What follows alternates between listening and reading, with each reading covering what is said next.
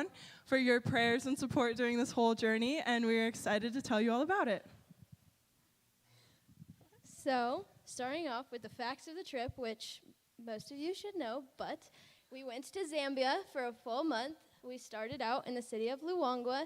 We were there from May 30th to June 10th. Then we went to Livingston for a little vacation, and we stayed there from June 9th to the 12th. Then we went to the big capital city of Lusaka from June 12th through June 25th. In Luangwa, the weather is very hot and dry, and there's a ton of dust. And it's a spread-out village where you take little trails to get everywhere, and the houses are not near each other. We were there, while we were there, we had 4 ministry days. We had 3 teachings and 1 church service. When we went to Livingston, it was a lot cooler. We went on a safari, and we visited Victoria Falls, where we both bungee jumped and did a swing and a zip line over the falls, so that was very fun. And when we went to Lusaka, the weather was a lot cooler, especially in the morning, but it was a city, so there was actual streets, and people lived in compounds, which are very tight neighborhoods surrounded by a bunch of cement and trash and a lot of people. And while we were there, we had 8 days of ministry, 3 more teachings, and 2 more church services.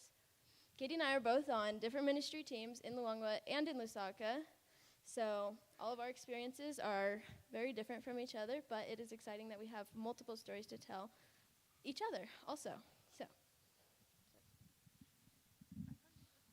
okay, one of the lessons we learned about was hearing the voice of the Lord. We talked about listening to the small whisper and how you have to be very quiet to hear it.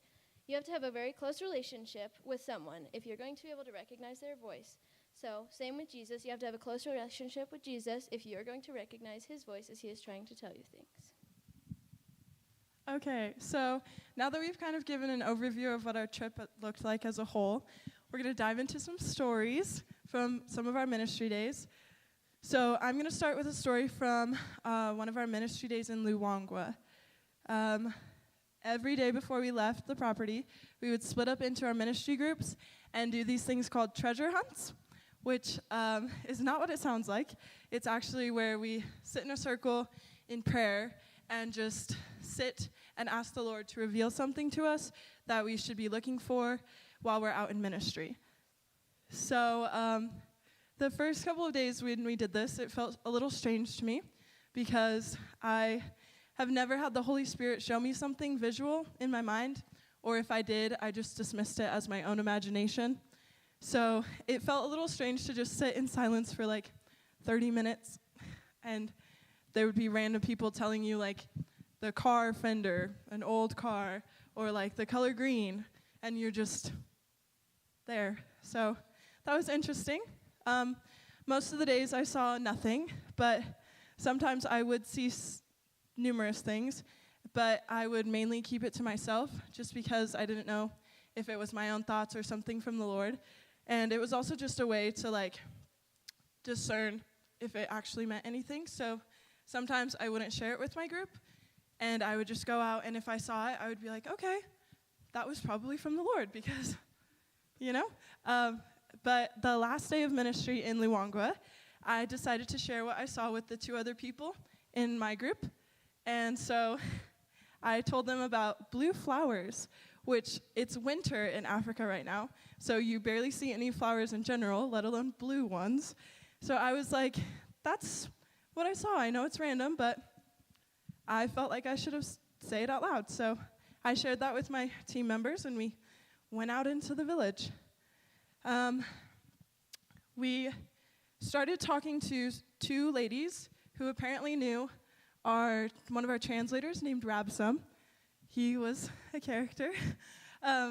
They apparently went to school with him, and so they were fellow believers, so we just encouraged them a little bit in their faith and then prayed protection over them. And we went on to a shop nearby, and we talked to the store owner, who happened to be a pastor at a church in the area. So it was really cool to just listen to what he believed and to hear about what he was teaching in his church, which wasn't works-based. He believed we receive salvation through grace and not through good works, which is a common belief in Africa. They believe you have to live a good life and do good works in order to receive salvation and make it into heaven. So it was really cool to hear somebody who didn't believe that, let alone a pastor, who was teaching that to his church. So we prayed for him and over his church. Then we got to talk to the lady who worked there. We mistook her for his wife at first. So we were like, okay, can we talk to your wife? And he's like, started laughing, like cackling. And we were so confused. We were like, is that your daughter? Did we? And he goes, that is not my wife. She works for me. And so we're like, oh, that's embarrassing. So out of the 10 years he owned the shop, she worked there for 8 of them, which our translator was amazed at how long someone could stay at the same job, and like how he was basically just telling us that she was an amazing worker to have stayed at that place for that amount of time. So her name was Astrida. I thought it was Astrid at first, but it's actually Astrida. So we sat down and started talking to her. She told us that she went to the store owner's church, and she was a strong believer. She also had just been recently separated from her husband and had children at home while she worked. So we kind of encouraged her in the fact that even if she doesn't have an earthly husband, Jesus is her bridegroom, and so she's still the bride to Christ. So we got to share that with her. And also, she told us how she would pray very frequently, like every day, and she would also pray healing over other people, and she would see instant results, which was amazing because we had prayed for other people so far, but it was kind of like, we'll see if we didn't really see any results, so we were like, maybe we just won't see the fruit of this seed we planted. So it was really cool to hear that she was in that community and she was praying healing over other people and actually seeing results from that. And the more she talked about her gift, the more blessed we were by hearing about her faith. And we just started like a deeper conversation, and she admitted to having some bitterness and resentment in her heart towards certain people. And so we read a scripture out of James 1 that talks about being slow to speak and slow to anger, because she also mentioned having a short fuse. And then I was able to share some of my testimony with her, and we led her through a prayer of forgiveness, and she named the people and forgave them out loud. So we were very excited that she was willing to take that step and actually name the people out loud, because it's kind of a hard thing to do when you met these people 10 minutes ago. So we left the shop feeling very encouraged, and one of my team members brought up the fact that Astrida's shirt had blue lace flowers on it. So I was just in awe of the fact that the Lord could use such a random object to reveal himself and how present he was in those interactions. Okay, my story is also from Luangwa. This is our last day of ministry that we had, and my group only had enough time to visit one house. The one house we went to had a young girl who was 17 years old. Her name was Mary, and she had a 1-year-old son whose name was Ethan. We got to talk to her about just love, about how God is love and how much God loves her. And we were asking her, she had said that her father and her don't have a great relationship. She loves him very much, but she isn't sure if he loves her back or anything. So we're asking her, do you feel like you have to do good works to earn your father's love? And somewhere in there, we hit a wall. She did not understand anything we were trying to ask her. And so then we were trying to rephrase it and repeat ourselves, and just nothing would get through. And as we were sitting there trying to figure out what to say, we heard these screaming from a bunch of the ladies outside of the little hut where we were sitting. And so we asked our translator, what's going on? And he's like, there's a snake outside. And so we all jump up to see the snake. So we're looking, and the translator, his name is Justin, he runs out and has 2 bricks in his hands, and he starts chucking them at the snake, and he missed both times. And the snake went into another little hut. And so as he was out there, we kind of just recuperated our little group again, and we're like, okay, I don't know. And our leader was like, we might have to leave soon because we have time to talk at another house, but we just might have to go and wrap this up because it's not getting anywhere. So we kind of decided we're going to try to wrap it up soon. And so we all sit down, and Justin comes back in, and I was like, hey, was that a poisonous snake? And he just casually says, yeah, it was a cobra. And we're like, okay, it's like 15 feet away from us still. And so things started to move then. I felt the Lord give me a no rephrasing for the question that we asked. And so I was able to rephrase it, and she was able to understand, and we made it past that. And then we talked for her for a whole nother hour. And as we were talking about like the chasm of sin between us and God, she was like asking like, can I have Jesus? Or I'm ready for Jesus. And the leader who was talking, she was like, okay, one sec, let me finish what I'm saying. And so she was still talking, and then she interrupted her again. She's like, can I have Jesus? And I was like, she just wants Jesus. Why do we? So she was able to pray and get Jesus into her heart, but as she was doing that, she knelt down on the ground and just, like, her eyes closed, complete peace on her face, and her hands up, and we all just stood around her, and we prayed for her while she prayed for Jesus, and it was a very, very beautiful moment. And she's in the choir at our church, but she was super shy in the beginning, and so we asked her if she wanted to sing a song for us, and so she sang us her favorite song that she had learned in the choir, and it was very beautiful. And then we shared one of our favorite songs that we had learned from the pastor, one of the Zambian pastors who was staying with us, and she knew that song, so she just sang it with us. And so then her grandma and her mom came back. They were at a funeral that morning. And so they showed up, and she was like, hey, I want you guys to come meet them. And she was super excited to show them to us. And so we went outside, and she introduced us, and she was telling us how excited she was to share what she had learned that day with her family so that they could learn about Jesus too. And it was really cool because, like, we don't have to do any more of the work right then. She gets to plant her own seeds in that way. And so when we left, we were all just very encouraged. It was not a lot of people that got saved, but it was a very positive day. And we were all just super happy for the rest of the day from that. So, yes. So my next story is from a ministry day in Lusaka. Ministry days there looked a little bit different because we had specific ministry partners that the AFM, partnered with. So there were specific programs that we would sometimes go to, but on days we wouldn't go to programs, we would just go into compounds, which, like Alyssa was saying, a compound is basically a really tight neighborhood, very poor. There's trash everywhere. There's random piles of trash burning. It smells very bad. There's kids playing in the dirty mounds of trash that are in the ditches. And there's just a ton of people.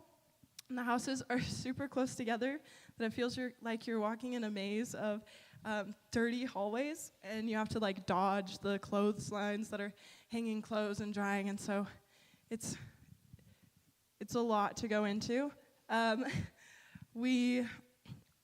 Everything we did, every time we went out into ministry, was very spirit-led, and so most days we wouldn't stop unless someone felt like we needed to talk to a specific person or go to a specific house. So today, we were at Pastor Zulu's compound, and my team consisted of me, 2 other girls, one of our leaders, Hannah, Pastor Zulu, and 2 of the ministry partners who translated for us. And so we started off by following Pastor Zulu through the compound, and he can move. Let me just say that. He, knows that compound like the back of his hand. He goes, in and out of alleyways, and we're just following him blindly because we don't know where we're going. But he was on a mission. He had a specific house in mind that we were going to. So we just followed him, probably running, as people were pointing at us saying, Mzungu, Mzungu, which is Nyanja for white person. So we got called that quite a bit. We came to a dead end, or so I thought. There was a lady at the end washing her clothes. So we walked up to her, and she invited us into her house, which was the only time I actually went into a Zambian's home, because most of the time we just sat outside, or they brought chairs out of their houses, or a bamboo mat that we just sat on in the dirt outside. But this was the first and only house I went into.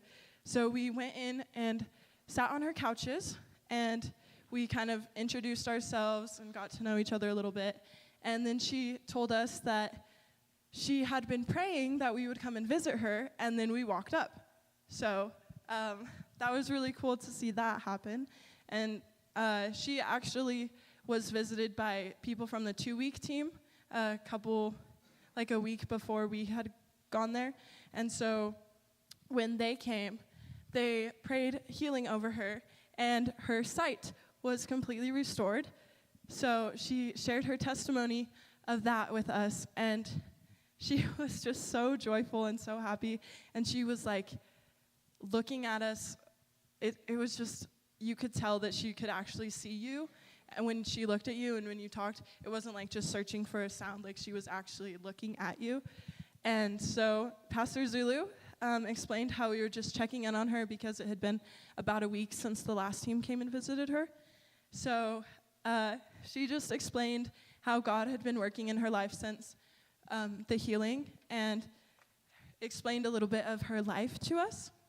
So she was the mother of 16 children, but 11 of them had either been miscarriages or complicated births, and none of those 11 made it. So then she told us how she had prayed to God, asking him why he would allow this to keep happening to her over and over again. And after she prayed, she started naming her children after people from the Bible. And all her 5 children after that are alive and well. So that was amazing. We were feeling extremely encouraged by just this part of her testimony. And so we asked her if there was anything we could pray over, or if, just anything she wanted prayer for, or any specific needs. And so she explained how she had gone to the clinic recently for her high blood pressure, and it resulted in almost complete disability and pain in her left arm, and there was a tightness in her chest every time she took a breath. So we placed hands on her, and all of us started praying at once, and it wasn't like you pray and then I'll pray and then I'll pray. It was like everybody praying at the same time, just talking, and you're just praying for her. And so it was really cool because you could already feel how much God had worked in her life, and then you could feel the power of the Lord when we were just praying over her. And so when we said amen, we looked at the woman, and she immediately began dancing and crying out with joy, and started to pump her fists in the air and shake her arm and do like arm circles. And she's like, "It doesn't hurt, it doesn't hurt."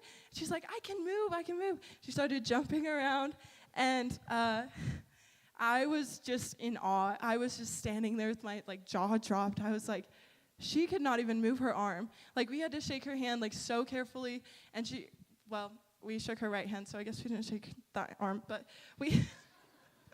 she could not even move her other arm. And when you shake someone's hand, you grab your arm, so that's what I'm thinking of. She couldn't move her other arm to do that, but we were just I was in awe because that's the first healing I've seen. And so I was just standing there, and this woman has had so much happen to her, in her life. Her testimony is so powerful. And so we asked her if there was anything else she wanted us to pray for, and she said that her son, Samson, was about to get his leg amputated because there was witchcraft that happened that led to his bone poking out of his leg because the flesh was so rotten and deteriorated that it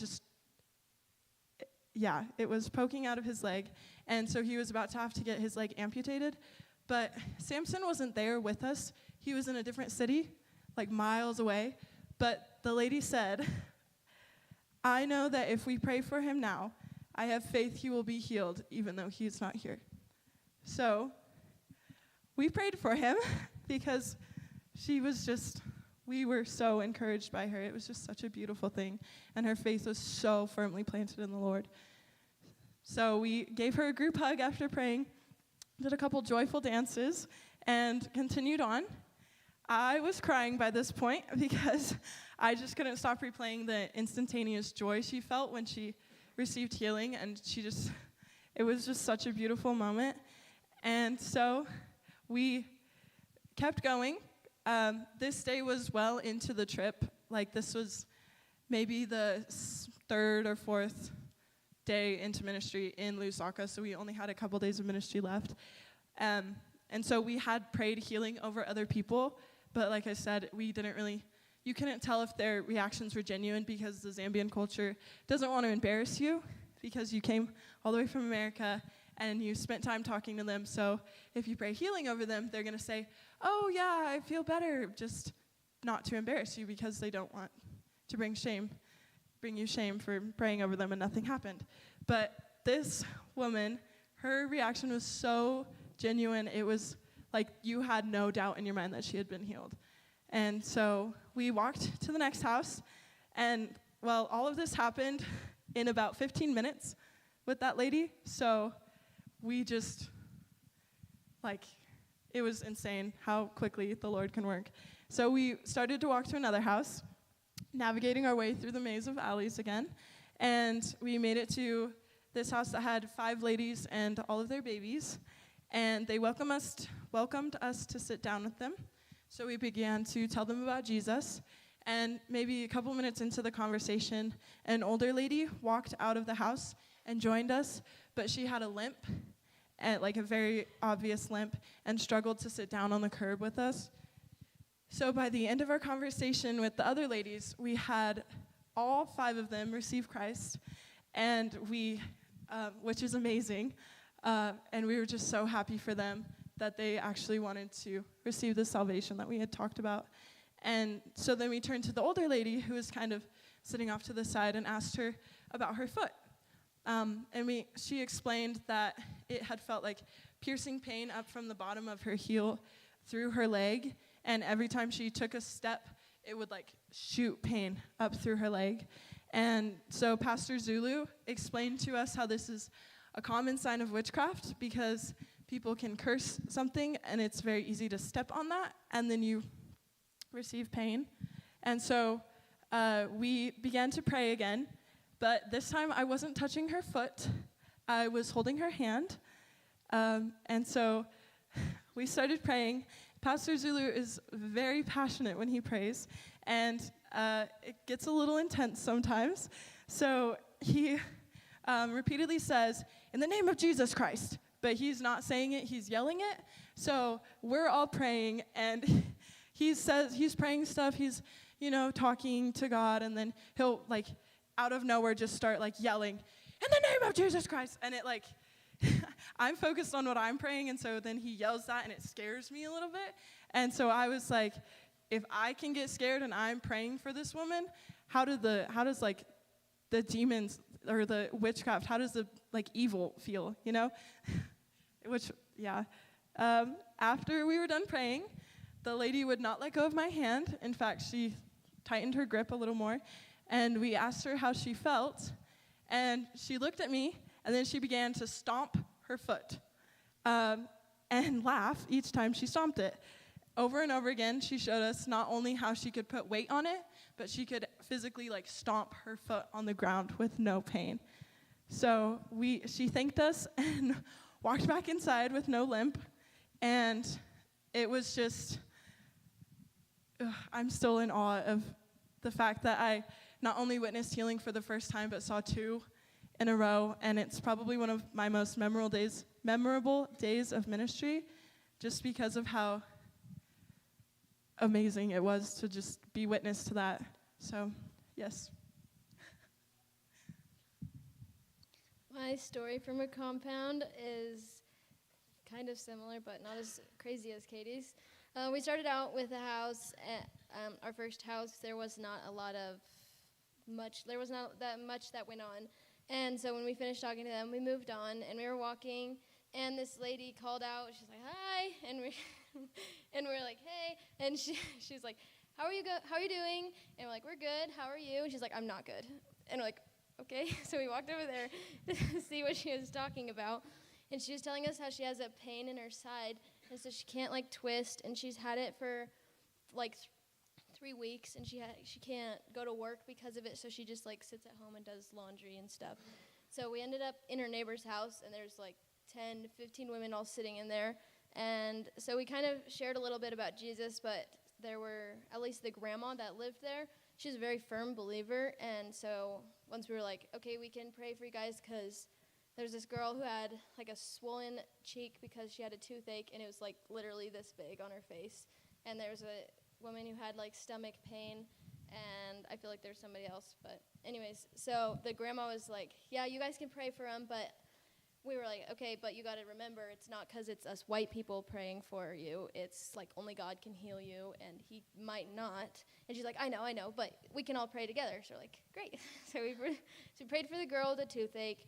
She said she felt better, but kind of like Katie said, she did not look at all like she felt better because she was like still glaring at us. And so we prayed for the next lady. She kind of did the same thing. She's like, yeah, I feel better. Like, okay. So then we got to pray for the lady with the pain in her side, and she was like complete faith that she would get healed. So she like pulled up all of her shirts, and she was like, okay, touch my side. Come on, put your hand here. And so we all like touched her side, and so we prayed for her. And when we were done, she was just kind of like twisting and like making faces, and we're like, okay, I don't really know. She's like, I feel better. And we're like, okay. And kind of another case, like, I'm not so sure. So then the grandma's like, hey, will you pray a blessing over our house? And we're like, sure, why not? We're praying a lot. We might as well continue doing it. So we prayed for her house. And then the lady who had the pain in her side, she's still twisting. And she's like, I feel so much better. And she's just sitting there, and she's like, I bet I could go to work tomorrow. And she's just twisting, and she's like, I think I could jump now. And we're like, okay, do it. And so she stands up, she starts jumping up and down, and she's like, thank you, shaking all her hands. And she was very excited. So then we just got to pray with the family, and then we left. But that was the first full miracle that I had seen. So it was very exciting to watch. Okay, my next story is about one of the ministry partners that AFM works with called Footprints. Footprints is an organization that helps people who live on the streets due to drug addiction. So this day is really heavy because when we go there for ministry, we go to the side of a bridge near a highway to evangelize to people who live there. And most of them, if not all of them, are currently high or taking drugs in the middle of us telling them about Jesus. So that is a whole experience in itself because we're trying to tell them about God and the Bible and Jesus and what he did for them, and they're taking drugs in front of us, if not offering them to you, and you have to decline them. The main drug that they use is jet fuel. So they pour it on a rag, inhale it because it satisfies their hunger and it brings them warmth. So it smells awful, and they bring over a tire for you to sit on, and you have to sit on three of us were sitting on one tire. It was really awkward. We sat on it wrong the first time, so the guy made us get up so he could show us how to sit on it. We didn't see anything different than how we were sitting on it. We're like, I'm pretty sure there's only one way you can sit on a tire, dude. You just plant yourself down there. But so we sat there and we started talking to these people.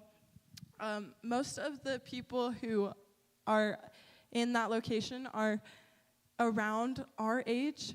So that was really hard to see people the same age as you, homeless, living in the streets, taking drugs. And so we went and started talking to different people. Me and two other girls sat down and started talking to these three guys. One of them, his name was Vusi. He started by coming over, introducing himself, and singing us a song, a love song. So he asked us for all of our names and then began to serenade us. And I fully expected him to propose at the end because they warn you that people will propose to you. And I was a little scared. But he finished singing, and we told him it was good. We liked it. Thank you. And then we were like, okay, can we tell you why we're really here now? And so we started talking about God. And he was like, oh, yeah, I know God. And we're like, okay, who is God to you? And he literally just recited pretty much the whole Bible, paraphrased the whole Bible. And we just sat there on our little tire. We're just like, wow. He's like, yeah, I went to school. I'm educated. I go to church. He went to church. He's like, I know these things. And so we I started asking him about his story and how he got to living on the streets. And he told me when he was 11, him and his dad, they owned a farm, and so they went into town, into Lusaka, to sell some of their crops, and his dad left him there. No reason, just left him there, and never tried to reach out, never tried to contact him. Vusi didn't have any family in the area, and he was 11, and so he went to the Child Protective Services, and they put him in a school, but then he got expelled because he was fighting, and they told him that he can't be doing that, and so he took that as, they don't want me anymore, I'm just going to go live on the streets by myself. So he went to this area off the side of the road and got into drugs. He went to school to become a chef, so at some point I don't know if he was still on drugs or if he stopped taking drugs to go to school to get the education for becoming a chef, but he couldn't become a chef because he needed a certificate, and he didn't have the transportation to take him to the place that gives them out. So every time we asked him why he was still there, he would tell us, I don't have transportation. I can't get a job because I don't have transportation to get this certificate so I can become a chef. And so it was really hard because he was such a strong believer that we were amazed with how much he knew and how strongly he believed in God. But the only reason he stayed there was because he literally had no option to leave. And so he asked us where we were going to church so he could meet us there. And so I went off to ask a leader where we were going to go to church because it was Saturday. So I was like, hey, where are we going to church tomorrow? This guy wants to maybe go to the same one and meet us there.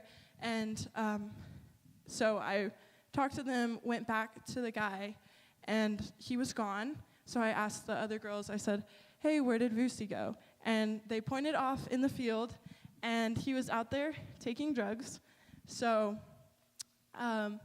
it was a really heavy day because we left feeling very helpless because it was maybe 20 or 30 minutes of talking to these people about Jesus, but then ultimately just leaving them where they were because we couldn't give them anything other than, the gospel is enough, but it just, our physical needs, it was really hard to see past that and see, in the now, they really don't have any other option. So that was really hard to leave there. And right after we did that, we were taken to a school because part of Footprints program is they go and speak Jesus into the lives of the youth to prevent them from going into the same lifestyle of living on the street and taking drugs, which is a really cool thing. But it was we talked about it being emotional whiplash because you go from talking to people who are literally high and taking drugs in front of you and leaving them there to a school with children where you're just supposed to be happy and singing songs with them. And it was just really hard to go, in the 5-minute drive that it took us, or 10-ish minute drive that it took us, to just switch your mindset to, okay, we're going to talk to a bunch of little kids. We have to be happy, we have to be joyful so we can play with them and make an impact on their lives. So we started off by singing songs. They welcomed all of us there. And then we split off into 3 different groups. One was with 4th, 5th grade kids. The middle group was with 3rd to 1st grade. And then there was a group with the babies. And so I was with the older kids. And every time we would talk about Jesus, they would ask us questions. And I would have to start saying, okay, do you actually want to know the answer? Or do you know the answer and you're quizzing me? Because one of them asked, how many disciples were there? And I was like, 12. And then they're like, name them. And I was like, can you name them? I was like, excuse me. I was like, whoa, bro. And I was like, do you know this answer? And he's like, yeah, but do you know the answer? And I was like, whoa. I was like, let's just take a step back there. But so we ended up going on a different track and just told them the story of Jesus because we figured they probably already knew most of it. But if they were going to quiz us, we might as well just tell them what we knew and just skip the interrogating part of it. So we shared the story of Jesus with them, and then they showed us some of their songs, and then we took a group photo and left. So my brain was like all jumbled from that day because it was a really heavy start and then a really light finish, but then we go into our little debrief after the actual ministry day, and we talk about all the heavy stuff again, and it was just like a whirlwind, and I felt very, very, very empty after that day, but ultimately it was good. The program that is there is actually making a difference, and it's just hard to see it in the 30 minutes that we're there, but they are doing some amazing things, so we just had to keep reminding ourselves that. There's hope for the people on the streets.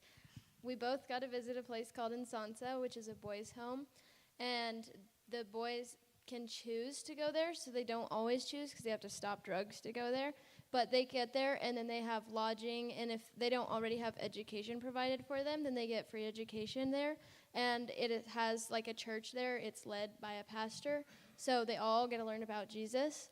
I got to visit there twice. One was on a Sunday, so we actually participated in their church service, and one was just in a ministry day where we just got to sit and listen to all of their testimonies about how they came to Insansa, how they learned about Jesus, how they feel about Jesus, and just their family story and what is going on in their lives. The church service was great. It was on forgiveness, and apparently they've been doing a whole study on stuff like that, which is probably very helpful for the boys to get past all of the hurt that their families and other people around them have caused them, to just get past that. And then we also, when we got to hear their testimonies, there was family fighting, or they started something and then they got in big trouble and then they just left the house when they're really little, and they just then they tried to come back and they'd get in trouble for leaving, and then it would start the cycle over again, so then they just leave again.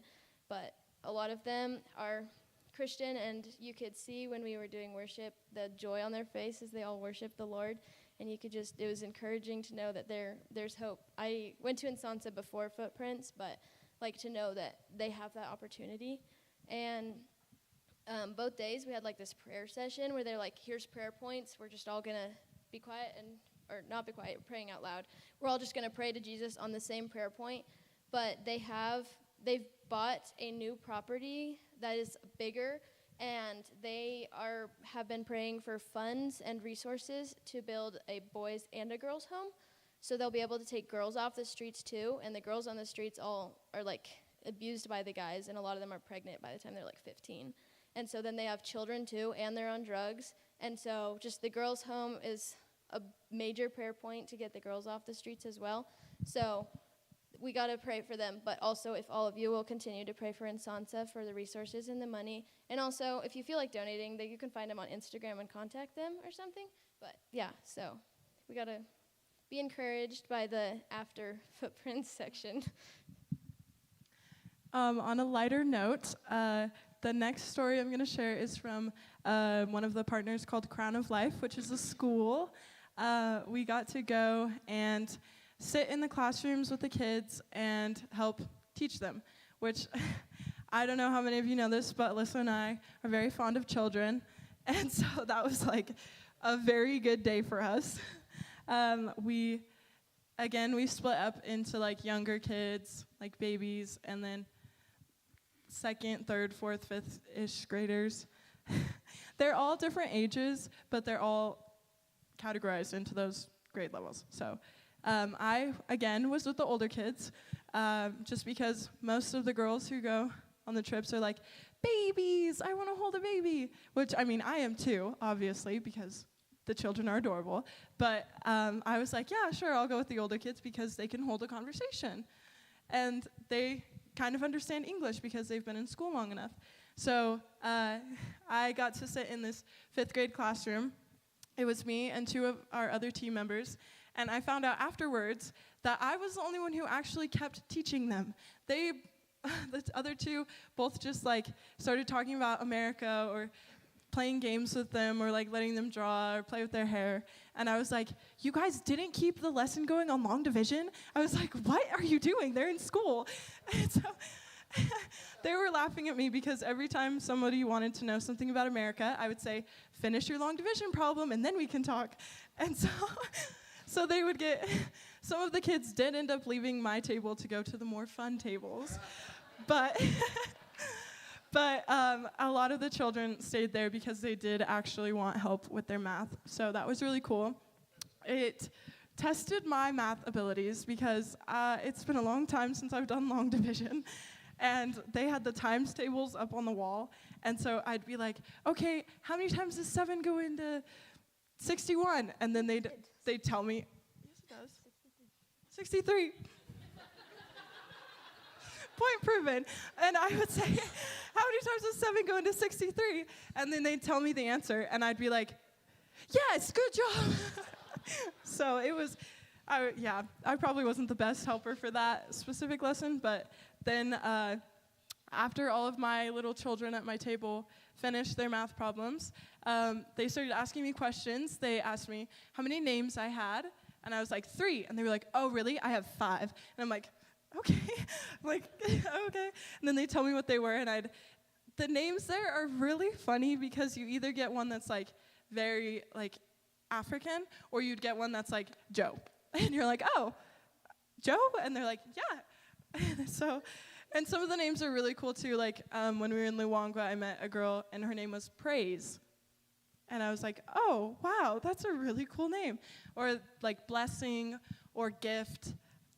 They're just really cool names. And so they also asked me what tribe I was from and why I was white. And I told them, I was like, we don't really have tribes in America. I was like, I don't know. Like, I'm from Delta. They don't really know that.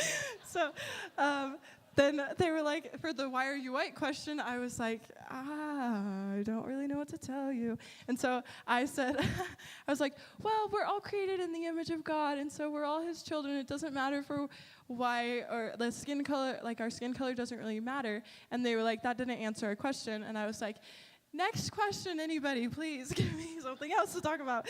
And so then they asked me about famous musicians, because apparently they were in shock that I didn't know the most famous singer in Zambia.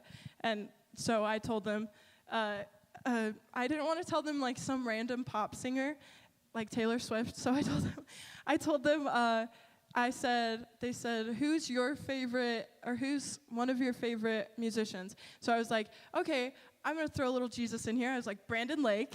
And so they were like, who is that? And so they asked me to sing a song.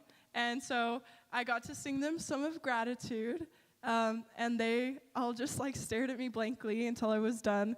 And then they were just like, wow, that's really cool. And then they were like, what does the flag of America look like? Why is it? So I was like, okay, we're just moving right on.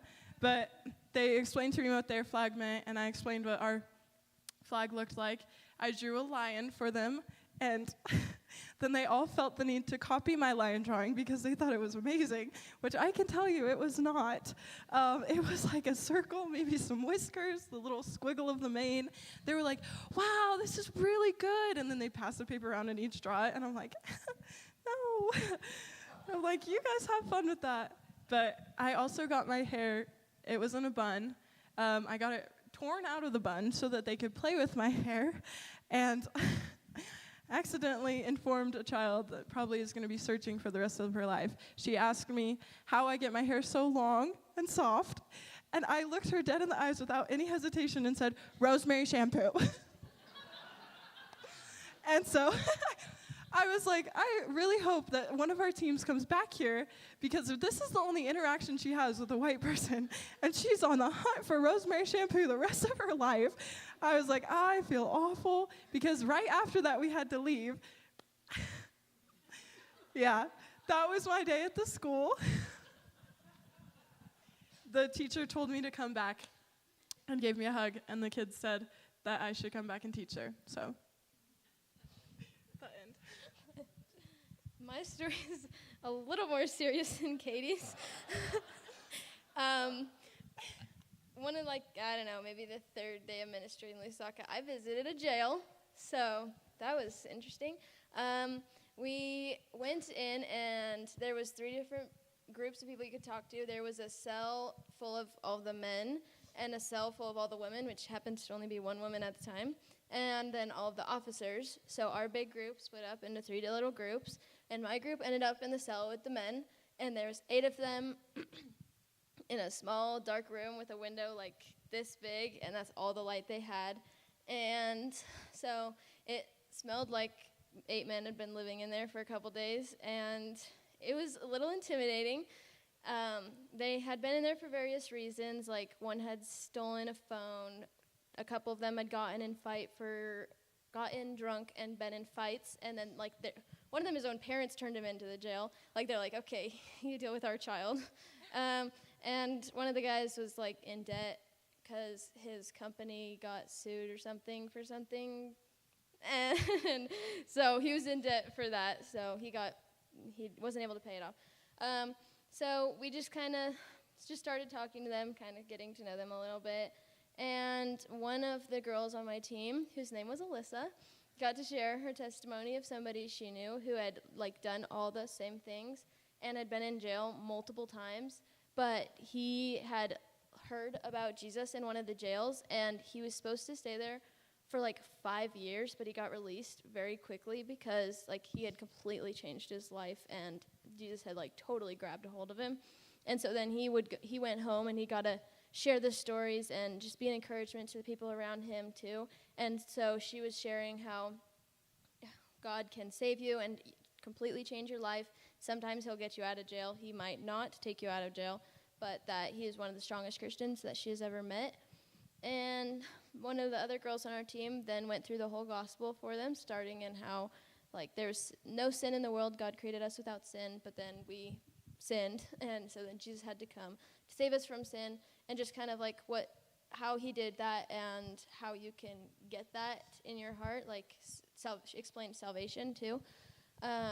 So then, we kind of just reminded them that just because you accept Jesus doesn't mean you're going to immediately get out of jail. But they all 8 decided to accept Christ into their hearts, so they were all saved.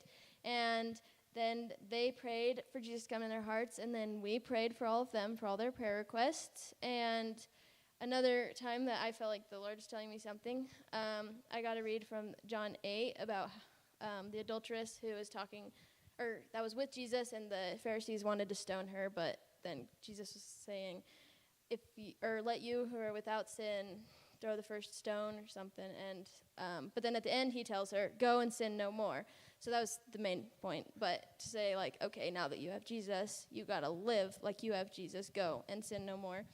So then we left after that, and a couple days later, one of our other ministry groups went to the jail, and there's 20 guys in the cell, but only 2 or 3 of them were actually left from when we went, which means 5 of them had been released since they got accepted Christ, and we knew who was already there, because then they told the team, they're yeah, some other Mzungus came the other day, and we all have Jesus now and stuff. So they still were holding on to Jesus even after we left the cell. So that was encouraging, but also discouraging because they were still in jail. So,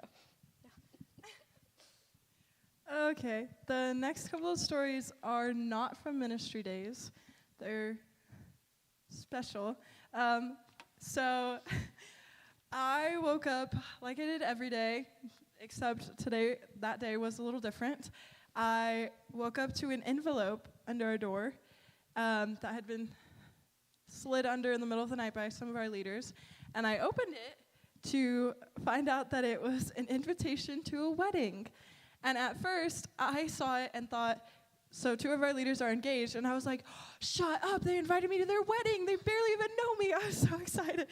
But then I actually read the invitation, and it says, join us for the wedding of Katie and the Lamb, or Alyssa and the Lamb. And so we were invited to our own wedding. Around 4:30 that afternoon, all of the girls came together, including the leaders, and we got dressed. We did our hair. Those who had makeup put it on. And we went outside and took a ton of pictures because it's like 40 girls, so obviously they need a lot of pictures.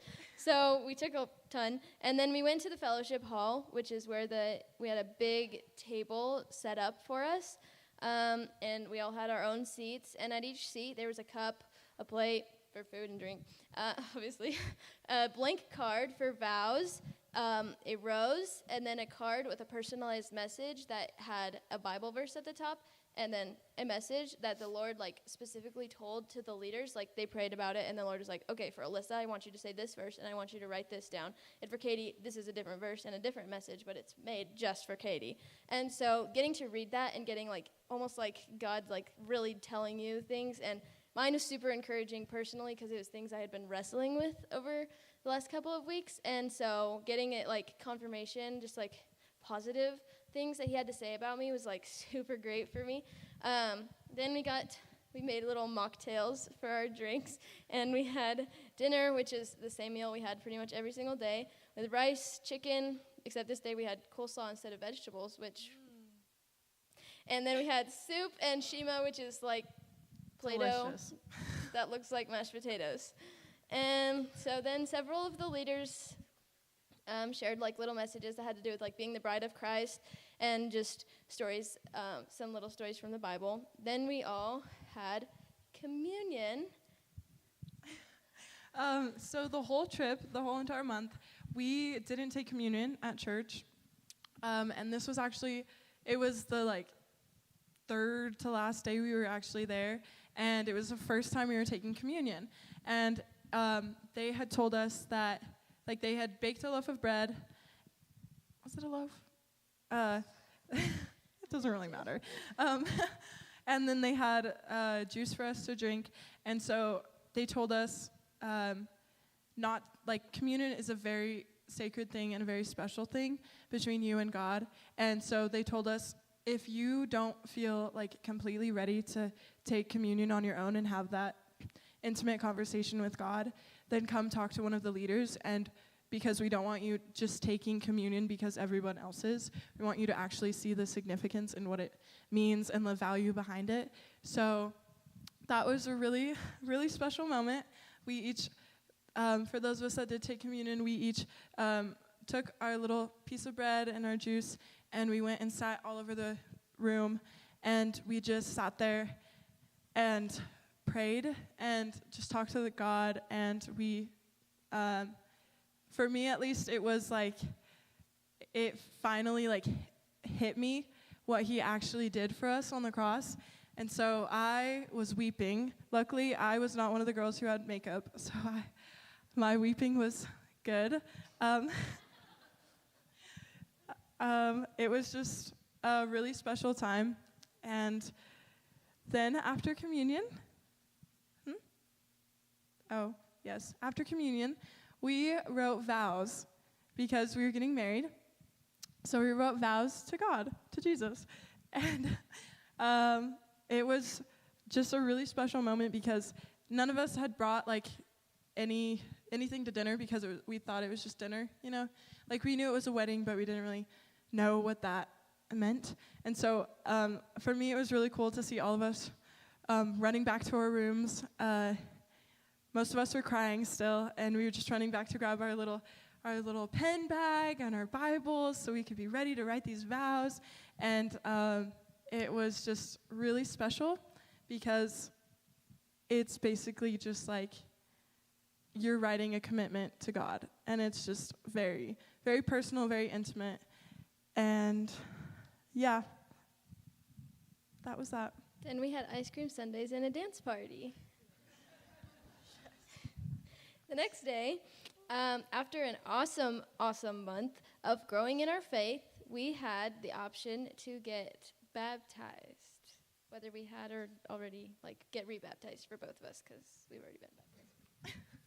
So we had home church that day, which is basically just church there on the property at Twin Palms. Why are you laughing?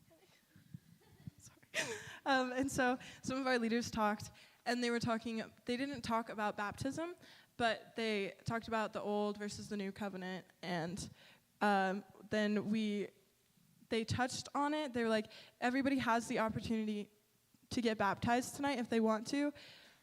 Just talk to a leader before you do it, just to make sure you're doing it for the right reasons and stuff. And so after church, I just felt like God was telling me to talk to somebody about it. So I went to Chris, who is the sweetest little man. I don't know how old he is, but he's 65. I didn't know that. Sorry. So I went and talked to him, which, side note, Chris was actually the first one of the leaders to remember my name and come up to me without any prompting and say, "Hey, Katie, how are you doing?" So, yeah, he's a good guy. So we discussed how I had been really thinking about getting baptized again since going to CIY, and how that was kind of like the beginning of my personal walk with the Lord, because even though I grew up in church, I kind of only came because my parents told me to, or to see my friends. And so CIY, which was 2 years ago, was like the beginning of, okay, I want this to actually be mine, and I actually want Jesus, not because anyone's telling me how great he is, but because I actually have felt his love, and I know how much he loves me and wants me. So I talked to Chris, and he asked me what baptism meant to me, and I told him, I know it's not a form of salvation, but it's just a public proclamation of your faith, and saying that when you go underwater, the old self dies, and the person who comes out of the water is now alive in Christ. And I really felt the Lord telling me to do it in Africa, because it was just like a testament of everything that I've learned, and just like a seal of everything that had happened there. And I just felt very, very led to go and start my new life there, because I have been baptized before, but I was young and I didn't really understand what it meant. And so this was like, okay, I now know that me getting baptized means that the old self is gone, and the new person who is alive in Christ is going to walk in Christ. So then after she talked to Chris, we both talked to one of the leaders. Her name was Meg, and she just kind of like encouraged us, and we talked for a long time about pretty much every aspect of our lives. And then we both decided to get baptized again. I decided to get baptized because I wanted proof to others that I have decided to really start living for Jesus. I know that he loves me more than I could know, and he deserves everything that I have to give, and so I want to completely surrender to his perfect will.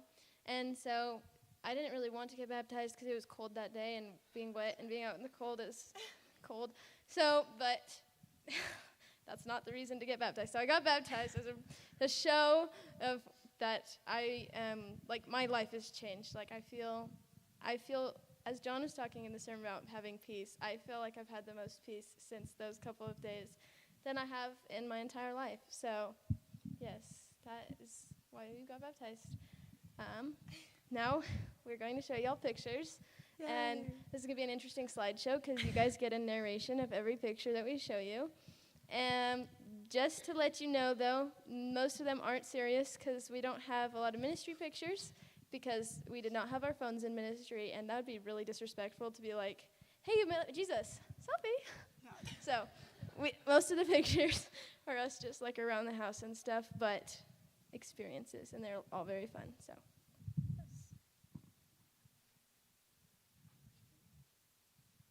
Okay, this is us on the airplane. First one on our way, selfie, on our way. There are a lot JFK. of selfies, but it's just of the two of us. Yeah, they're really interesting. Okay, let's go.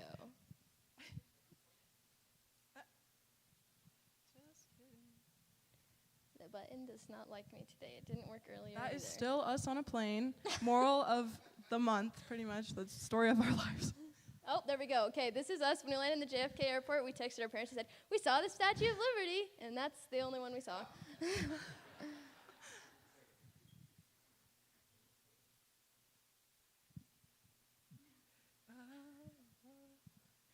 All right. This is me and two strangers. Well, not strangers. They were team members. But the one closest to the window, her name is Issa. I met her in the hotel in New York. So I knew her a little bit, like 10 hours of knowing her. And then the girl in the middle is Jasmine. And we were on the 13-hour flight together. And it was an experience because our row of TVs did not work.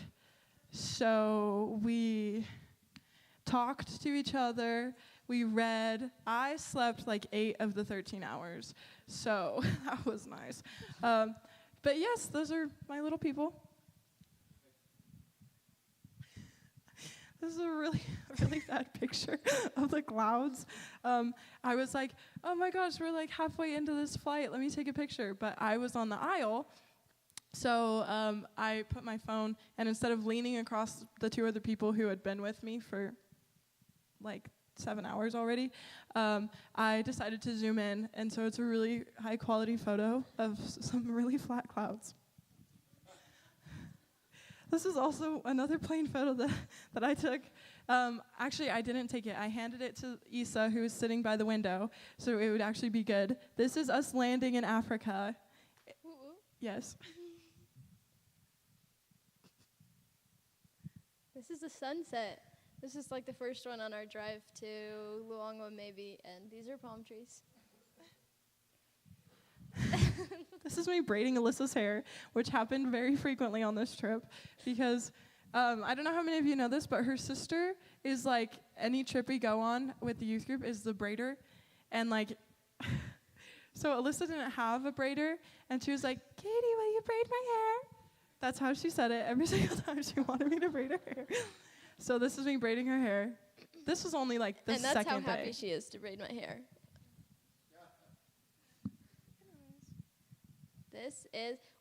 We had this random pit stop, and we have a 5-hour drive to Luangwa from the airport, and so we just sat here, and apparently we pulled over because some of the drivers wanted to get snacks, and we sat there for literally an hour, but this is just a picture of where we stopped. We also almost witnessed a goat getting killed here.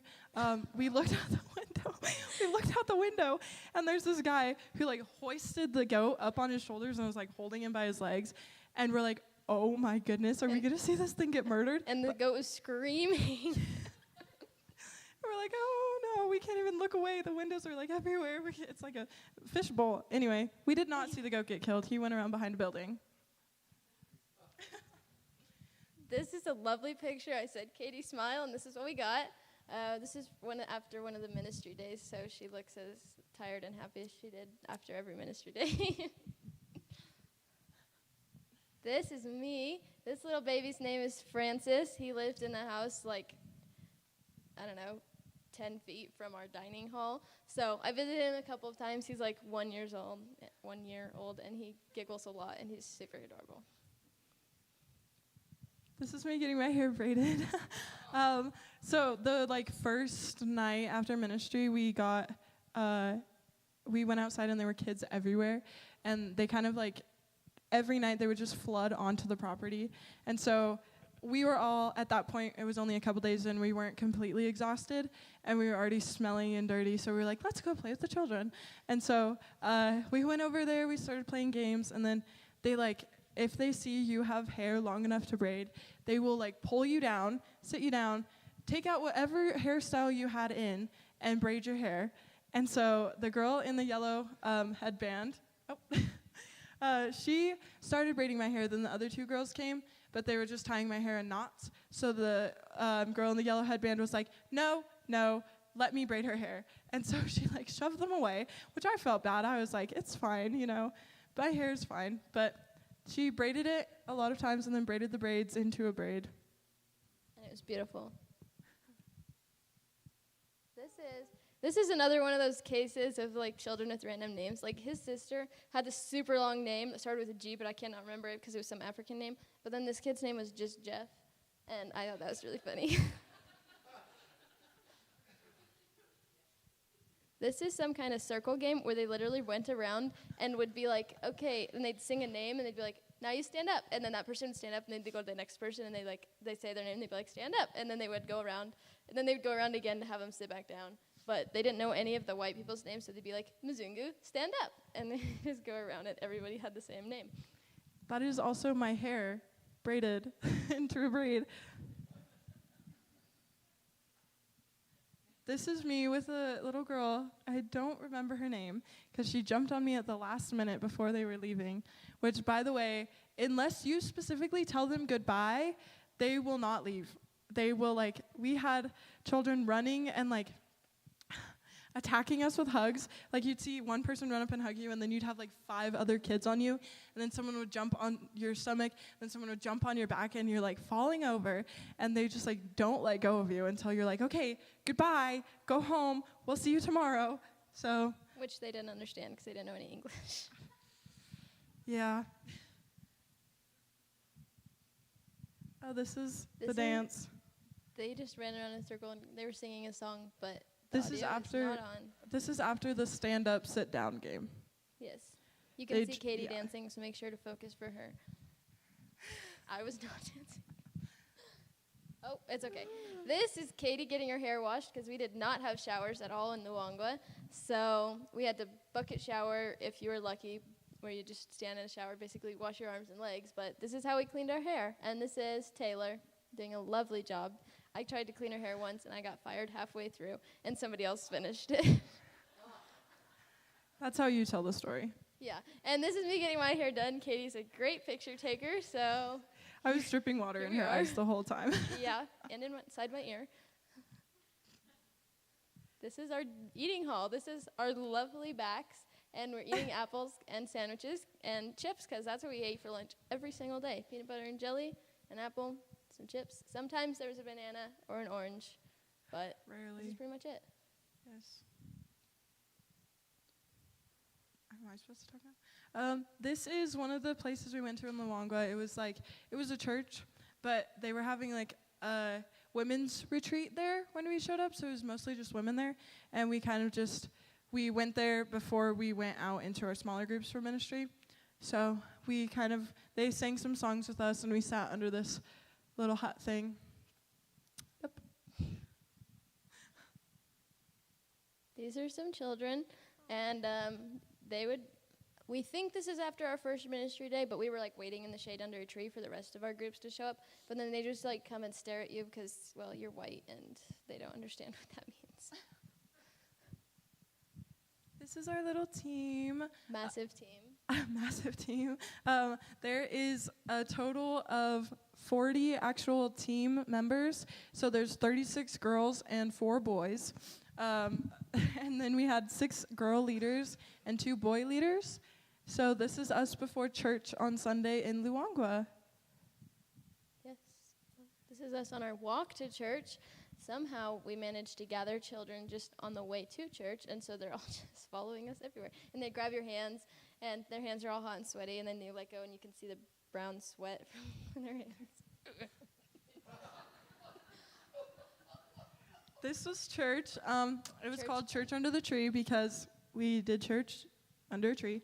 And that was Pastor Jane. Oh, love that woman. She was one of the people who stayed with us on the property in Luangwa. And she is a very, very strong woman of God.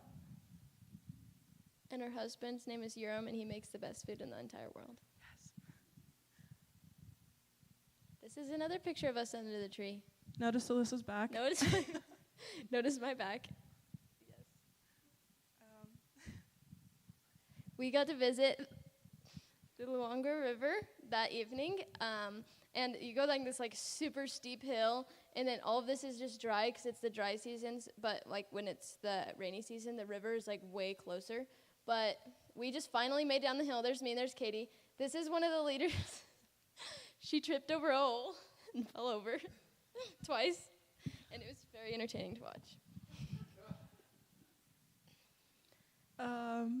This is the back of me with some children. I don't remember what we were doing. I think we were just standing there. But the river that we were at, actually, on the other side, the other side of the river is Mozambique. So But we were going to go to the river and skip rocks. And they were like, maybe you shouldn't do that. There's saltwater crocodiles in there. And we're like, oh. And then some of our translators went and threw giant stones into the river. And they're like, it should be fine now. I'm like, okay. So, yeah. That's the end. There's us talking to some more children. I think there's this game where you stand in a circle and basically you like sing a song and you do a pose and then everybody copies you, and we were playing that game. Do like I do, I do, I do, do like Anyways. yeah.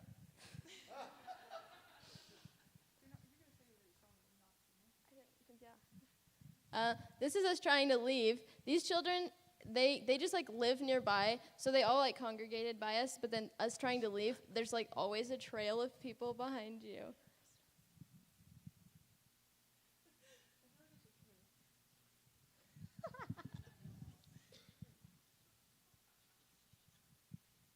Anyways, moving on to the next picture. She doesn't want me to share it. Yeah. This is another group photo. Some of these people are our translators, and some of them are random children that decided they wanted to be a part of the Mzungu photo. But there's Katie trying to be seen in the background, and there's me. I always got put in the back because I'm tall, but then there would be people who were like the same height as me standing right in front of me, and I'm trying to find a window, and then I'd end up on my tippy toes, like peeking around someone's head, and Alyssa just got like the second row. Normally I'm in the front row doing a squat on the ground, so I'd say I improved on that one. This is one of our buses. You can fit about 20 people in a bus, so this is like on the way to the river or something, but there's me trying to be seen like Katie, and well, you can't even see Katie. I'm finally in the front row, and someone's head is still in front of me. This is a well.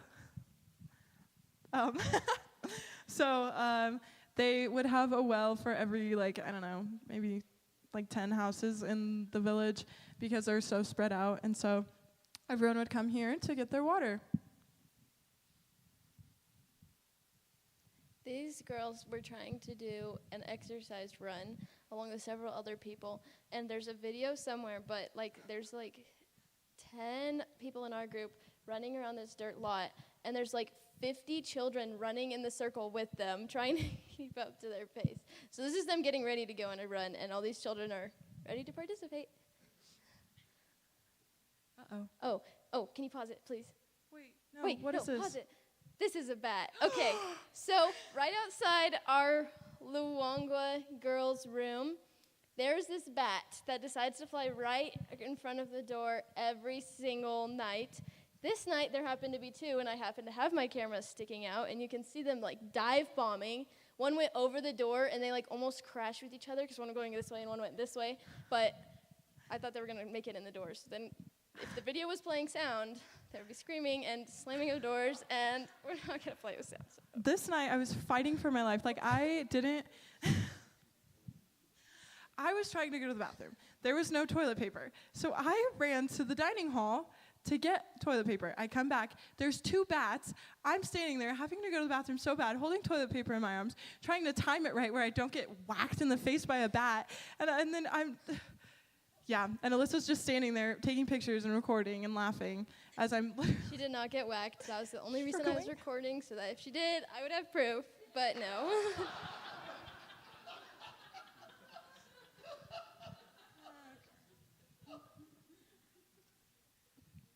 Well, this is on the way to one of our ministry days. I am somewhere in the back of that van. You cannot see it because it cut it off. But this is Meg.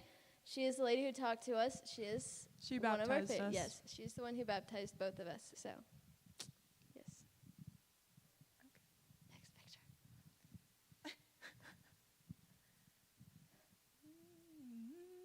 Technical difficulties.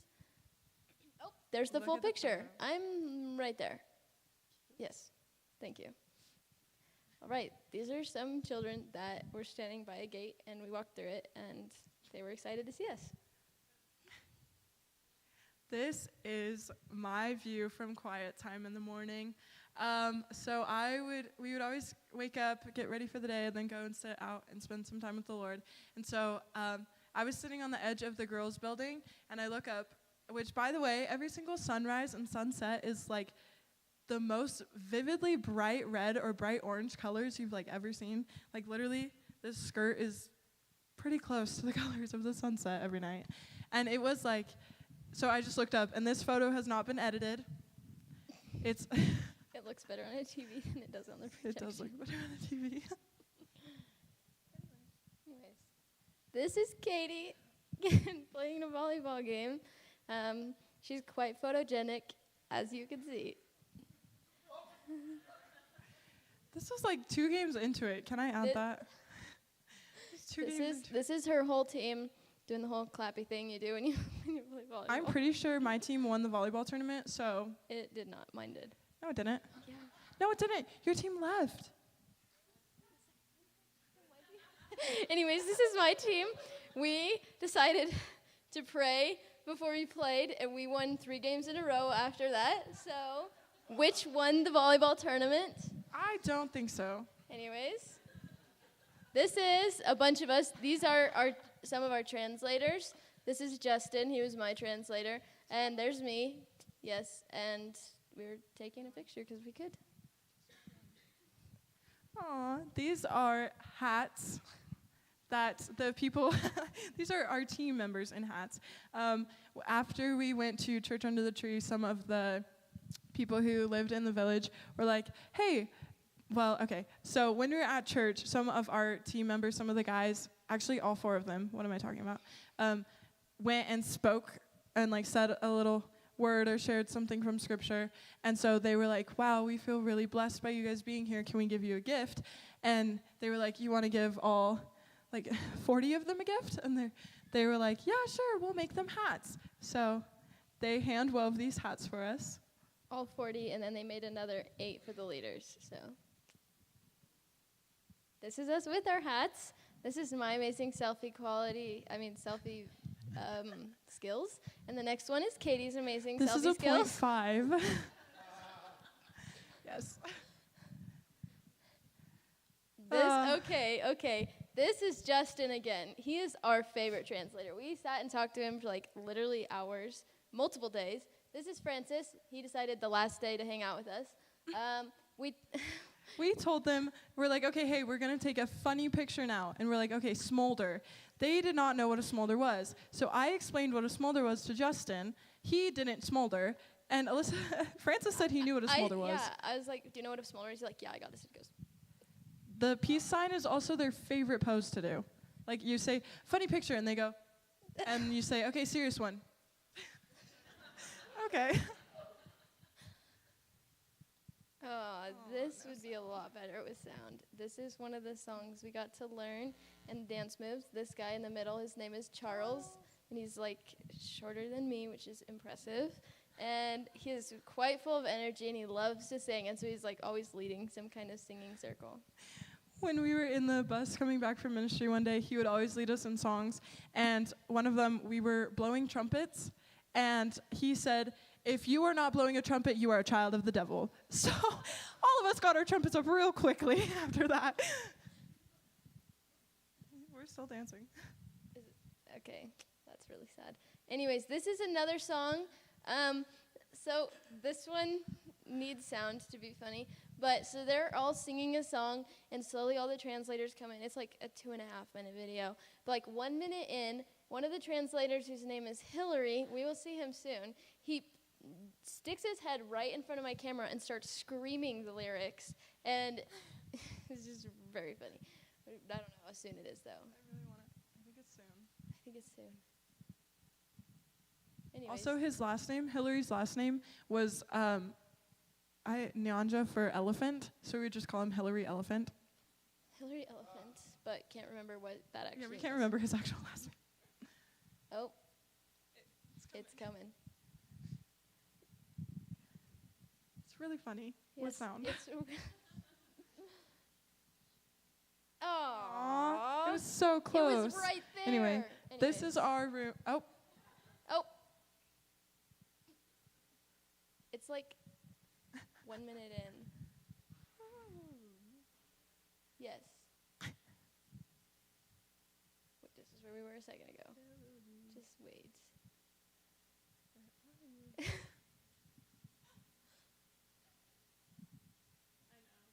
if you want to see the video, please find. I'm not singing it. No, that's not right.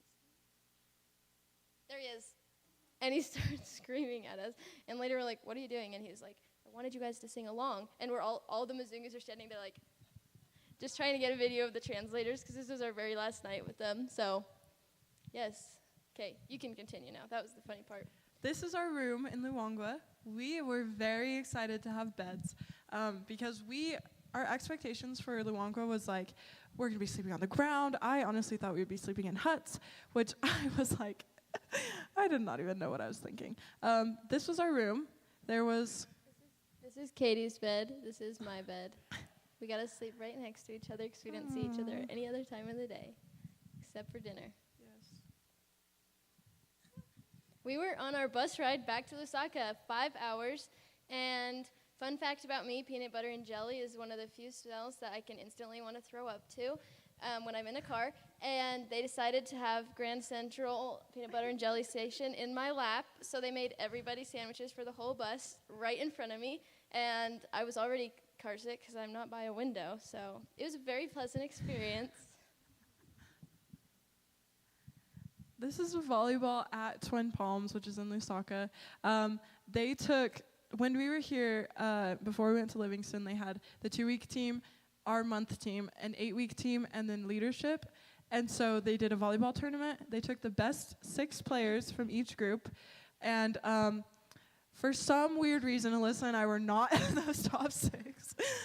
So we stood on the sidelines and cheered our team on with all of the amazing songs we learned in Luangwa and kind of basically scared the opponents because they were very intimidated. Because there was all 40 of us standing on the sidelines and every other team had 0 people cheering for them. Yeah. We're just about to head to Livingston the next day for our vacation, and we're at this hotel, and there's just a ton of white people standing outside wearing all of our little straw hats and carrying 7 bags because people don't know how to pack light. This is Katie. We were eating our interesting meal at the hotel. This is her favorite picture that I've taken of her, but you can see she's got food on her fork, and she's all ready to eat. This is the only time we drank Fanta because there's something about Fanta in Africa that just tastes different. It does. I don't know what it is. Okay. Anyways. This is a giraffe. We went to this resort place to watch the sunset and get drinks, and there was we pulled in and everyone starts running out of the buses. So of course, us all being teenagers and white people, we just follow them and run, and we're like, oh my gosh, there's a giraffe in the trees in the middle of a parking lot. Yeah. And so then we're like, okay. And so everyone was taking selfies, the whole group of girls, and then the giraffe decided to walk by, and they got so scared, and it was really funny.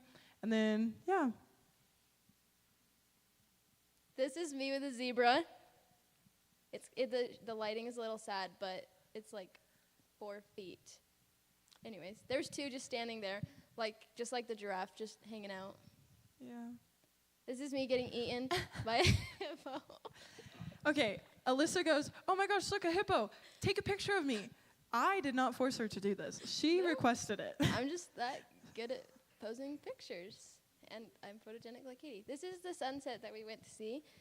You cannot see right now, but there's a hippo sitting in the water, right there. And at one point, it lifted its whole head out, but we don't have pictures of that, which is kind of sad. But the sunset is amazing. This water is actually the top of Victoria Falls, so we got to see that before we actually went and saw the real falls. Oh, it is clearer back there. It's clearer. This is a bridge at the same place that there's a sunset.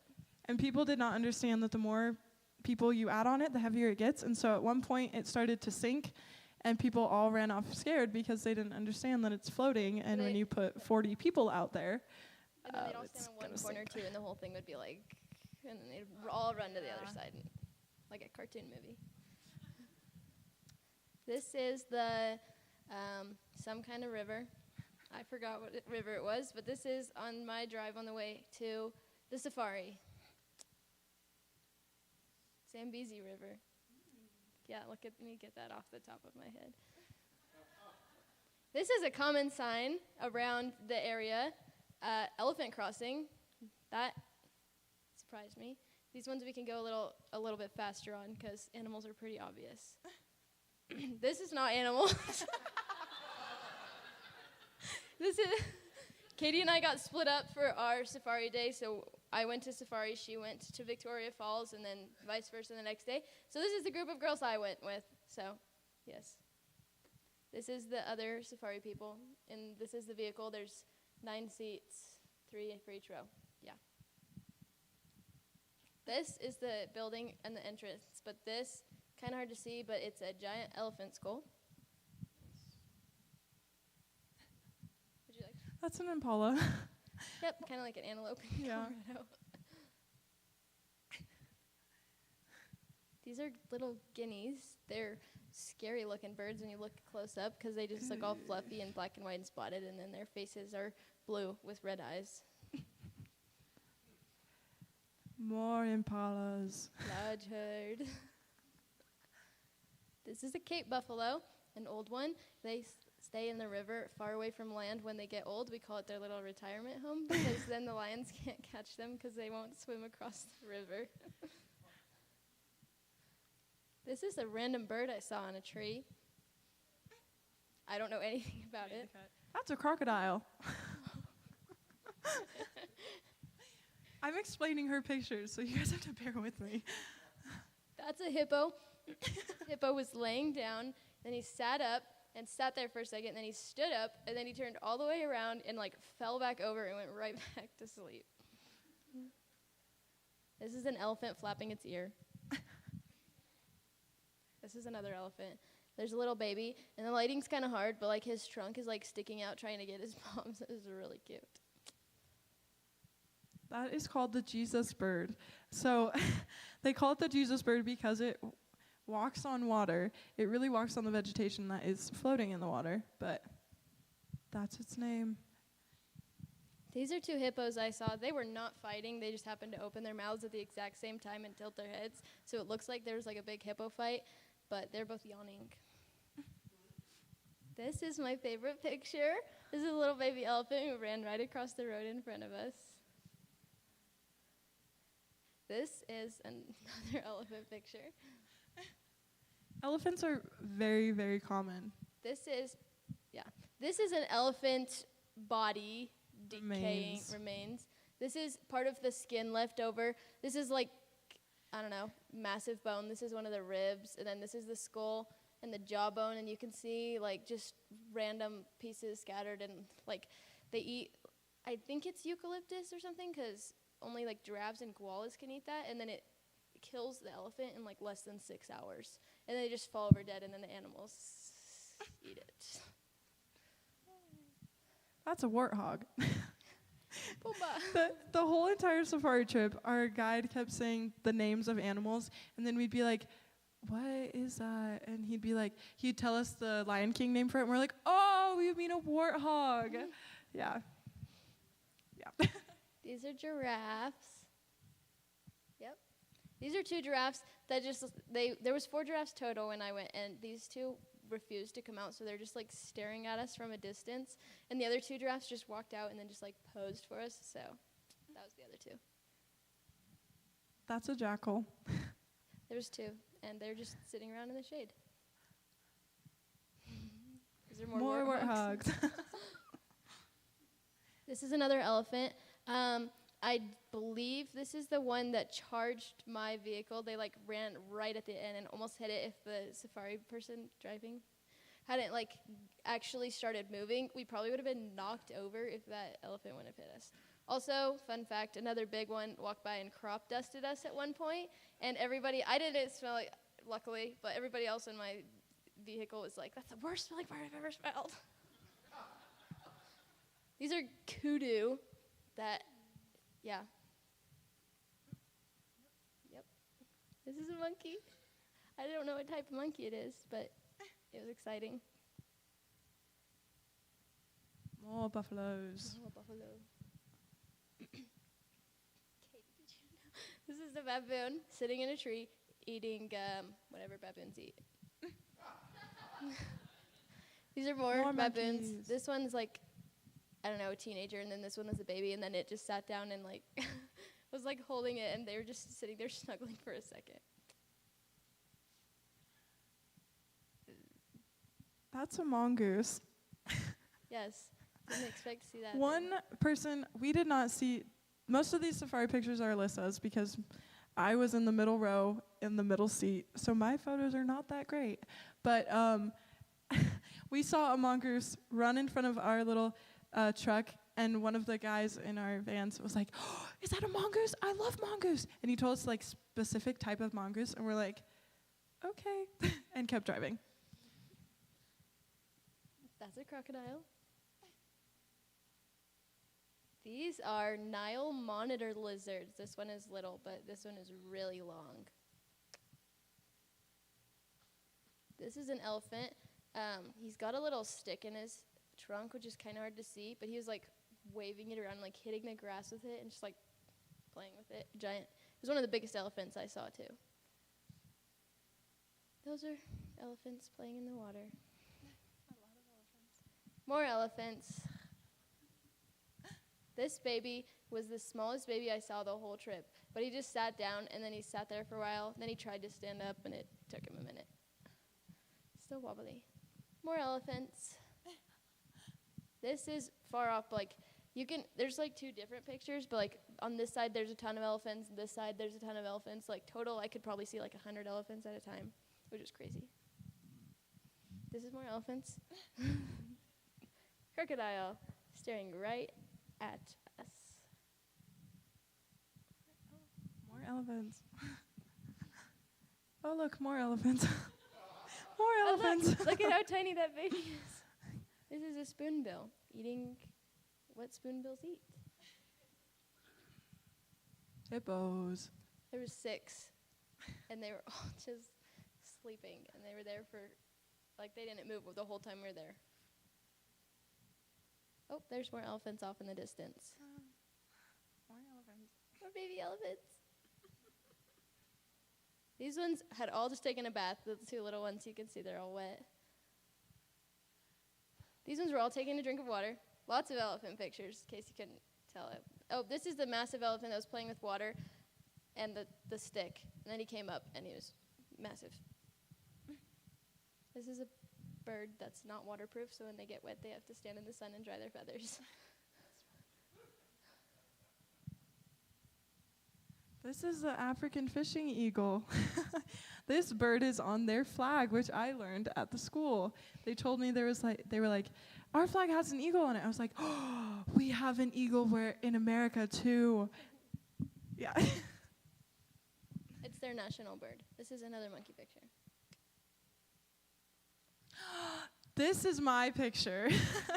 So actually, I didn't take this photo because I don't have a camera other than my phone. But my group went on the safari and saw lions. And so we saw 2 lioness, and then later on we saw 2 male lions. But they were like 2 to 4 years old, so they didn't have the full manes yet. But it was really cool to see lions. There's another view of the same lion. The other lion. Never mind, it's a different lion. You don't know. This is Victoria Falls' first look photo. Yay. Oh, that's me with one of our friends, Jasmine, who is sitting next to Katie on the plane. This is Victoria Falls. This bridge, if you walk across it, you will come off completely soaked because the mist is crazy and the sound is even crazier. This, can you get it all the way zoomed out? You can see there's 2 rainbows that go all the way around the bridge, but you can see like the top of the falls and the bottom, and it looks way farther when you actually put it in a picture than the top is all the way up. Oh, not all the way up there, but all the way up there. And then the rapids don't start to like right here, but then there's a ton of rocks and stuff. This is a wall of mist. We were standing over here. We saw this side of the falls, and you cannot see anywhere past that lovely wall of mist. Oh, that's the same picture of the wall of mist. This is the top of Victoria Falls right before it goes off the cliff. This is a baboon. Look at how tiny the baby is. This is another sunset. Driving somewhere. This is Katie. This is me drinking a zest shanty, which is basically like a mocktail, but it's like sparkling water. It's really interesting. I thought it was good. Some people didn't. Tastes like cough syrup. Yeah, I don't think so. These are just random people that will walk up to your van and just like be like, want some oranges? At one point, one of the leaders actually bought some oranges, and I was kind of surprised because I would not take food from them, probably. This is a little markety thing with lots of things for sale. Oh, another sunset. Another sunset. This is Twin Palms. This is a place we stayed at in Lusaka. Lovely house. This is Perry. Perry is the guard at Twin Palms. They told me he was the guard, and I was like, oh, so he's like, or they told me there was a guard at the property, and I was like, oh, okay. He's gonna be like strapped up. He's gonna have like a gun on him because they're randomly just people walking around with like AKs, and we're just like, oh, that's interesting. But then we pull up to this property, and Perry is our guard, and he would not hurt anybody, but he did not let anyone in who wasn't supposed to be there. And every time we would walk past to go to Pick and Pay, we would ask him what he wanted, and he would say, Fanta. So we would always bring him a Fanta. This is a video of our view from Twin Palms. One of our lovely friends took it. And like if you sat outside, this is what you saw, the trees. You can hang a hammock there, volleyball nets over there. And then this building right here is the fellowship hall, kind of where we did the wedding. And we did worship every single morning in there too. This is my room. This is what most of the rooms look like. So there's 5 beds. They're all crammed. And everybody has their massive suitcase too. So there's like no space for it. But yeah, that's just the room layout. This is Pick and Pay. Pick and Pay was literally like one of our go-to places after ministry. We would go and either get coffee or we would get snacks. Most of us went straight for the chocolate and chips section. I don't know why, but being in Africa, you just crave certain things. So, yeah. This is the first Sunday in Lusaka. We were going to church. So, of course, all the girls were dressed up. So it was another set of 7,000 pictures, which I did not take very many in those. But there's Katie. This is me with all the other girls who were wearing green or some color close to green, because apparently we were doing color-coded photos, but I was just dragged into it, and I was like, oh, okay. They took a blue photo without me. This is at Insansa. So this is my whole ministry group in Lusaka, and except for missing one of our leaders. But we went to church here. In this building is, in this very dark-looking doorway, is where we had the church service. And as we were taking the photo, all the boys that stayed there joined in. So I think there's a couple leaders in here, but most of these are boys that have lived on the street, and they're going through the program of learning about Jesus and stuff. This is just inside that building where there's church, and there's lots of stuff on the walls because they do school there too. That was also in there. This is the outside of, I don't know what this is. Somebody else took this picture, but it's just part of it. And there's all the boys and us. Somewhere in there.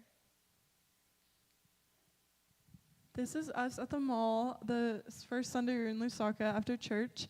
We all went to church at a different place, and so then we all met at the mall. We had food from a restaurant, which most of us were tired of chicken, but we still got chicken because it's a safe option. And so we got gelato afterwards, which gelato is amazing, and yes. We are eating the gelato. This is a picture from a video. We decided that we needed to start singing Tangled at like 7 in the morning, And of course, I was one of the people singing. So Alyssa decided to take a picture. And they all had to read the lyrics. They didn't even know the song. This is a coconut tree. This was outside one of the schools we visited. This was right before my group went to the jail. But you can see that they have all the letters hanging like the coconut tree book. These kids came out right after we got back from the jail and serenaded us.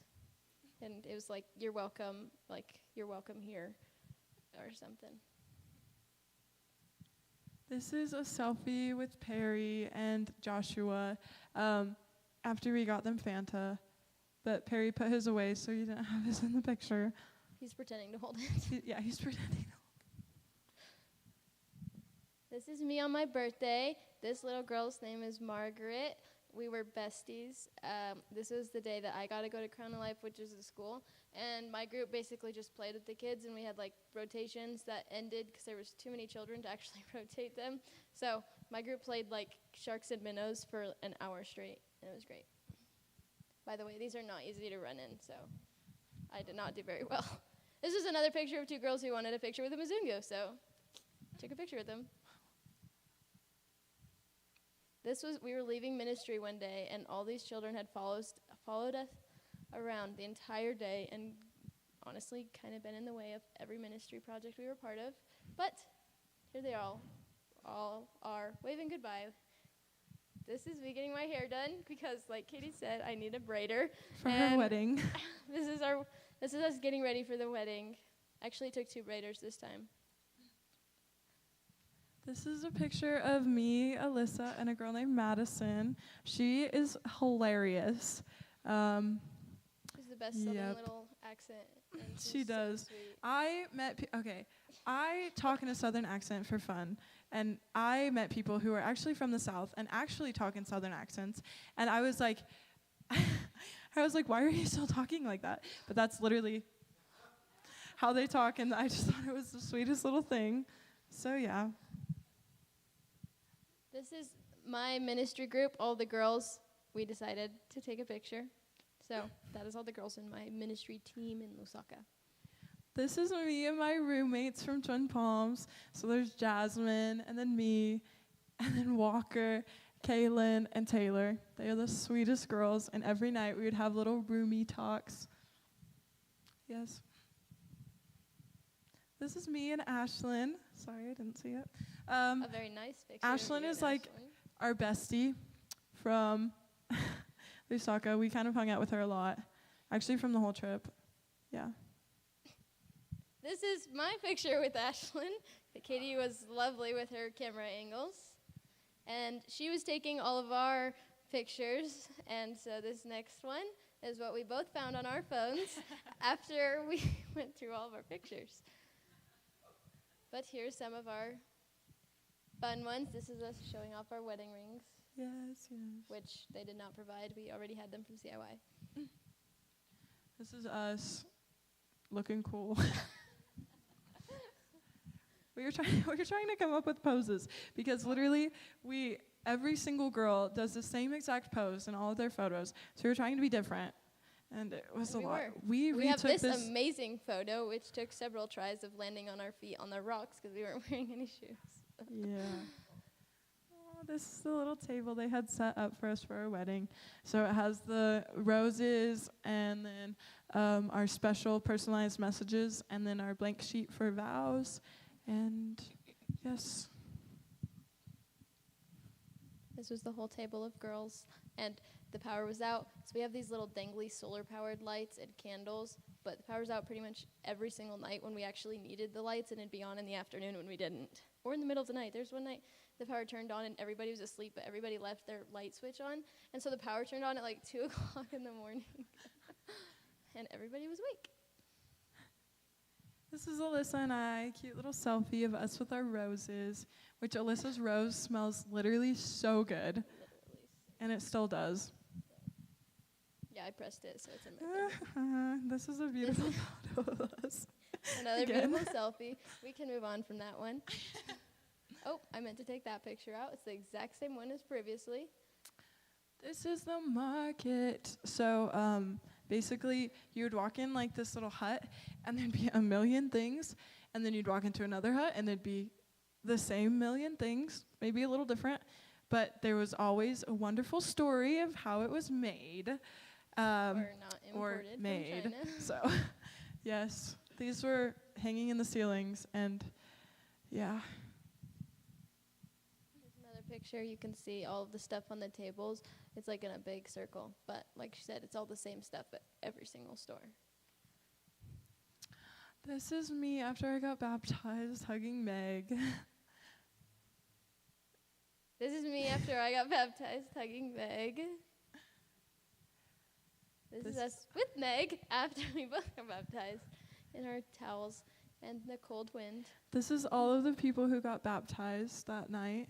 There's 13 was the number I was told, but that looks like 12. So 12. Yeah. This is our crazy picture, which we're was not very good at. freezing. We just stood there and laughed at everybody else. This is Katie. She was so excited. She was running back with her towel like a cape. I was ready to put some dry clothes on that preferably covered more of me. So. And another selfie that we took because we wanted to. We love selfies. Well, We had to send them to our parents. This is me with other people, Walker and Taylor, who are right up next to me, and then Peyton and Caroline and Martha. They were so sweet. I love them. Wonderful women. this is a wall we all signed, and this is all the people who have previously gone on trips. Our names are right there.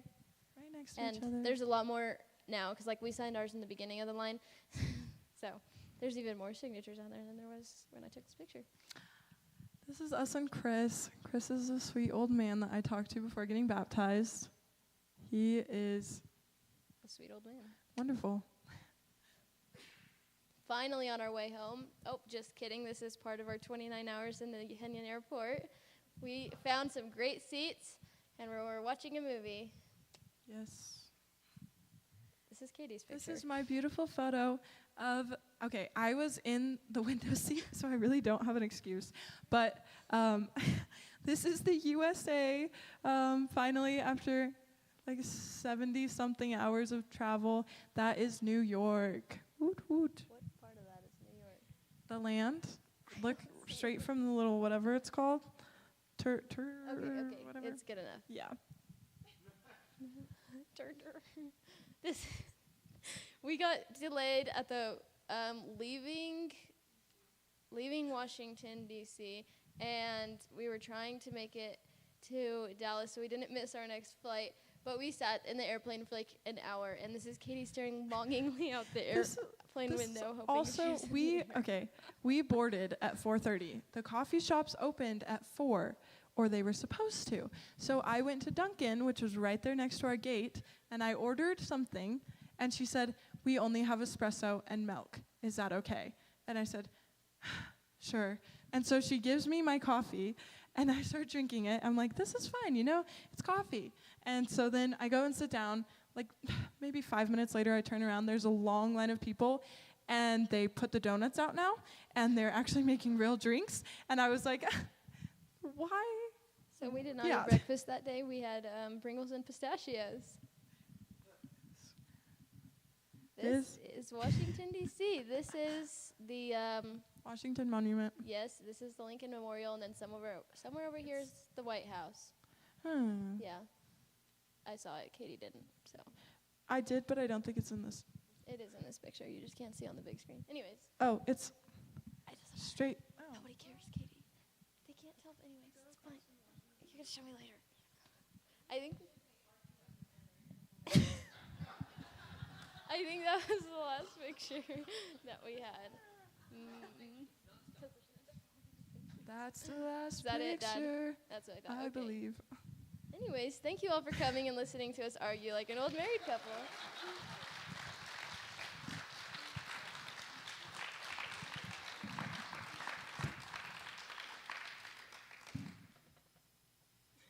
That is it.